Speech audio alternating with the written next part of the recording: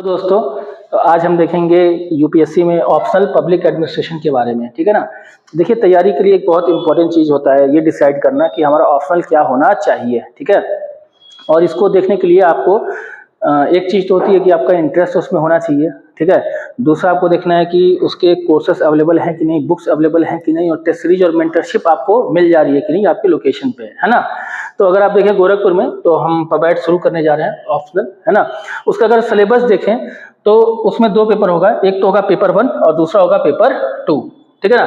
तो अगर आप पेपर 1 देख लें तो उसमें आपका उसके बारे में इंट्रोडक्शन है, एडमिनिस्ट्रेटिव थॉट्स हैं, बिहेवियर हो गया, ठीक है ना, मोरल, मोटिवेशन। तो ये सब चीज़ें जो आप लाइफ में कर रहे होते हो ना, जैसे कम्युनिकेशन, मोरल, मोटिवेशन, ये चीज़ें आप देख रहे होते हो। ठीक है ना। तो उसी के बारे में आपको कुछ थ्योरीज पढ़नी होती है ना।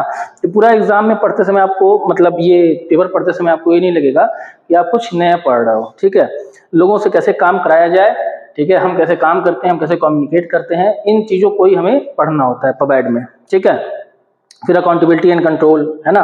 तो देखिए, आपका ये जीएस पेपर 2 में भी इसका लिंकेज है कि कॉन्सेप्ट ऑफ अकाउंटेबिलिटी कंट्रोल। ठीक है। फिर आपको पता है कि कैसे लेजिस्लेचर, जो हमारा पार्लियामेंट्री फॉर्म ऑफ गवर्नमेंट है, तो कैसे लेजिस्लेचर एग्जीक्यूटिव पे कंट्रोल करती है, कैसे supreme court, high court control करते हैं। ठीक है ना। तो ये वाला कॉन्सेप्ट है। फिर सिटीजन और एडमिनिस्ट्रेशन, फिर role of media, interest group, ये सब पूरा जीएस2 में आप अगर देखो तो जीएस2 में भी ये सिलेबस में लिखा हुआ है कि सिविल सोसाइटी क्या करता है, सिटीजन चार्टर क्या होता है, आरटीआई क्या होता है, सोशल ऑडिट। तो ये आप देखो पेपर 1 थ्योरी वाला पेपर है और जिसमें जीएस2 का आपको डायरेक्ट मिल रहा है। ठीक है। उसके ऊपर आप देखो अथॉरिटीज, ऑर्गेनाइजेशन वाला चैप्टर, इसमें भी आप देखोगे कि मिनिस्ट्रीज एंड डिपार्टमेंट, इसमें आपको मिनिस्ट्री ऑफ फाइनेंस पढ़ना होगा। ठीक है। उसके अलावा रेगुलेटरी अथॉरिटीज आप जानते हो, आरबीआई और ये सब चीजें, ऐसे कमीशंस पढ़ने होते हैं, जैसे एनएचआरसी हो गया। ठीक है। और पीपीपी, पब्लिक प्राइवेट पार्टनरशिप, आपका जीएस पेपर 3 में लिंकेज है ना। ऐसे अगर आप आगे जाएं तो फिर से ये पबैट का टॉपिक आ गया। फिर डेवलपमेंट डायनेमिक, आपको पता होगा जीएस2 में भी डेवलपमेंट वाले जो आपके लिंकेज, जैसे आप देखो सेल्फ हेल्प ग्रुप मूवमेंट, है ना। फिर impact of liberalisation on administration in developing countries. तो ये सब वो टॉपिक हैं जिसका आपको कहीं ना कहीं जीएस2 में भी आप उन चीज़ों को पढ़ रहे होते हो। ठीक है। पर्सनल एडमिनिस्ट्रेशन, ये सिविल सर्विस वाली चीज़ें हैं, है ना।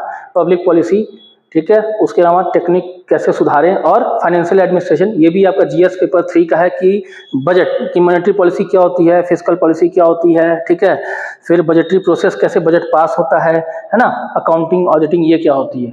तो आप देखो कि पेपर 1 जो कि प्योरली थ्योरेटिकल टाइप का होता है, उसमें भी आपको काफ़ी कुछ जीएस का लिंकेज मिल रहा है। अगर हम बात करें पबैट पेपर 2 का, तो यहाँ जो प्योरली ये क्या है, इंडियन एडमिनिस्ट्रेशन, ये सबसे बड़ा लिंकेज आपको देगा जीएस पेपर से। मतलब आप जब ये तैयारी कर रहे होगे, आपको ये फील नहीं होगा कि आप ऑप्शनल पढ़ रहे हो, आपको लगेगा कि आपको ये पढ़ते समय आपका जीएस 1, 2, 3, 4 सबसे कुछ ना कुछ इसका लिंकेज है। जैसे अगर आप देखो यूनिट 1 अगर आप पढ़ते हो तो इसमें कौटिल्य अर्थशास्त्र, Mughal administration, legacy of British rule, ठीक है ना, ये सब चीजें आप कभी ना कभी जीएस 1 में भी कहीं ना कहीं आप पढ़ते हो। ठीक है ना। तो जीएस 1 वाली चीजें हो गई। उसके बाद फिलोसॉफिकल बेसिस देखो तो संविधान, कॉन्स्टिट्यूशनलिज्म क्या है, political culture, bureaucracy and democracy. आप जाके जीएस पेपर 2 का सिलेबस देखो, ये डायरेक्टली लिखा हुआ है कि ब्यूरोक्रेसी एंड डेवलपमेंट, है ना। फिर पीएसयूज, ये आपके पेपर 3 का लिंकेज है। फिर यूनियन गवर्नमेंट एंड एडमिनिस्ट्रेशन, यानी केंद्र सरकार के बारे में आपको पढ़ना है। एग्जीक्यूटिव यानी पार्लियामेंट, जुडिशरी, ठीक है ना, इनका पूरा पढ़ना है आपको। उसके बाद कैबिनेट सेक्रेटरीट क्या करता है, प्राइम मिनिस्टर का ऑफिस क्या करता है। ठीक है। ये प्योरली आप किस चीज के, फिर बोर्ड, कमीशन, इसमें आप एनएचआरसी और यूपीएससी इनके बारे में पढ़ोगे। ठीक है ना। तो ये आपका पॉलिटी का जो पोर्शन है वो आप देखोगे यहाँ पे है। फिर प्लान एंड प्रायोरिटीज, ये आप पेपर 3 में पढ़ते हो। ठीक है। कि जैसे प्लानिंग, जैसे हम प्लानिंग कमीशन के बारे में जो पढ़ते थे, ठीक है ना, कि प्लानिंग कैसे होता है, तो role of planning commission, NDC, है ना। फिर डिसेंट्रलाइजेशन, ये सब चीजें आप देखो जीएस में ही पढ़ते हो। फिर कॉन्स्टिट्यूशनल अमेंडमेंट, जो आप पीआरआई और म्यूनिसिपैलिटी वाला है। ठीक है। फिर आप देखो स्टेट गवर्नमेंट, तो सेंटर स्टेट रिलेशन, ठीक है ना, जो आप पढ़ते हो सेंट्रल स्टेट का एडमिनिस्ट्रेटिव, लेजिस्लेटिव, फाइनेंशियल रिलेशन। फिर फाइनेंस कमीशन क्या करता है, गवर्नर क्या करते हैं, चीफ मिनिस्टर क्या करते हैं, आप देखो प्योरली ये जीएस2 का पोर्शन है। फिर डिस्ट्रिक्ट एडमिनिस्ट्रेशन, तो कलेक्टर साहब क्या करते हैं, ठीक है, यूनियन, स्टेट और लोकल रिलेशन क्या होता है। तो आप डिस्ट्रिक्ट मतलब आपके डिस्ट्रिक्ट लेवल पे क्या चीजें होती हैं उनके बारे में आप पढ़ोगे। ठीक है। पुलिस कैसे काम करती है, तो लॉ एंड ऑर्डर एडमिनिस्ट्रेशन आप पढ़ोगे। फिर सिविल सर्विस के बारे में आप पढ़ोगे, ये भी आपका जीएस2 में लिखा हुआ है। ठीक है। कि कॉन्स्टिट्यूशनल पोजीशन क्या है, स्ट्रक्चर, रिक्रूटमेंट कैसे होता है, ट्रेनिंग कैसे होती है। फाइनेंशियल मैनेजमेंट आप दोबारा पढ़ोगे कि बजट के बारे में पढ़ोगे, कैसे पार्लियामेंट बजट को पास करती है, ठीक है ना, कट मोशन क्या होता है, ये सब चीजें यहाँ पढ़नी होती है, ऑडिटिंग क्या होता है, रोल ऑफ कैग, ठीक है ना, ये देखो फिर से GS2 का पोर्शन है ना।